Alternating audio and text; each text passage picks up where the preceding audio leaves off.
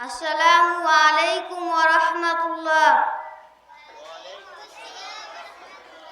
আলহামদুলিল্লাহি ওয়াহদা ওয়াসসালাতু ওয়াসসালামু আলা মান লা নাবিয়্যা বা'দা।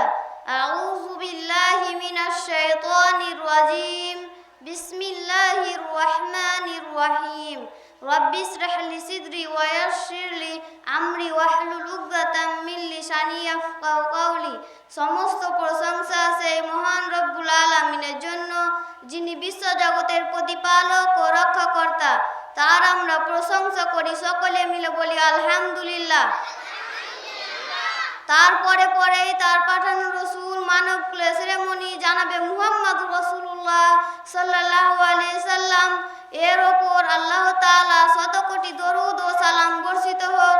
আল্লাহুম্মা সাল্লি আলাই, আল্লাহুম্মা বারিক আলাই। আমাকে বলতে সুযোগ করে দেওয়ার জন্য সভাপতি সাহেব এবং আমার প্রিয় স্কুল কর্তৃপক্ষকে ধন্যবাদ। আমার নাম শাহনাজ খাতুন, ক্লাস 6। সম্মানীয় উপস্থিতি, আজ আমি বলবো দেশকে ভালোবাসা ও সেবা করা ইসলামেও খুব গুরুত্বপূর্ণ। দেশপ্রেম কি? দেশপ্রেম মানে নিজের দেশকে ভালোবাসা, দেশের মানুষকে সম্মান করা, দেশকে গড়ে তোলার চেষ্টা করা।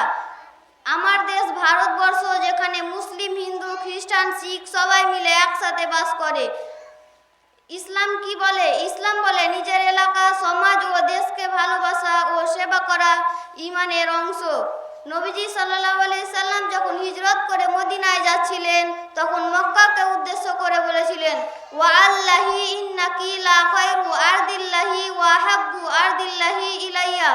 অর্থ, আল্লাহর কসম, তুমি হে মক্কা আল্লাহর সবচেয়ে উত্তম ভূমি এবং আমার সবচেয়ে প্রিয় স্থান। তিরমিজি। এখানে বোঝা যায় নিজের জন্মভূমি, শহর ও দেশকে ভালোবাসা নবীজির সুন্নাহ। একজন মুসলমান দেশের জন্য কিভাবে ভালোবাসা দেখাবে? দেশের আইন নিয়ম কানুন মেনে চলা, সব ধর্মের মানুষকে সম্মান করা, ঝগড়া ভাঙচুর না করে শান্তি বজায় রাখা, রাস্তাঘাট পরিষ্কার রাখা, পড়াশুনো করে দেশের উপকার করা, স্বাধীনতা দিবস, প্রজাতন্ত্র দিবসের প্রতি সম্মান দেখানো, গর্বের সহিত বলতে হবে আমার দেশ ভারতবর্ষ, আমার জেলা মুর্শিদাবাদ, আমার রাজ্য পশ্চিমবঙ্গ, এগুলি আমার পরিচয়। ইসলাম কি বলে? ইসলাম বলে নিজের এলাকা। আসসালামু আলাইকুম ওয়া রাহমাতুল্লাহ।